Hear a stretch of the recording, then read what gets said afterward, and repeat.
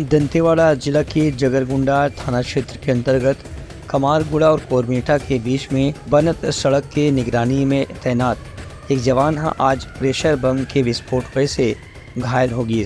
वहीं एक जेसीबी के ड्राइवर भी एक घटना में घायल हुई से जिला पुलिस के जवान मन मदद करके तत्काल स्थानीय अस्पताल में पहुंचाइन।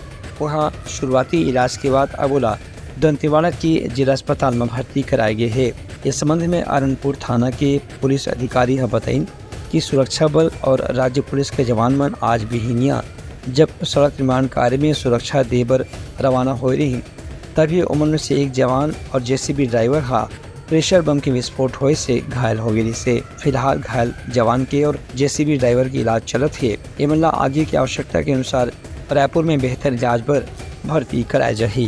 ब्यूरो रिपोर्ट लम्हा न्यूज़।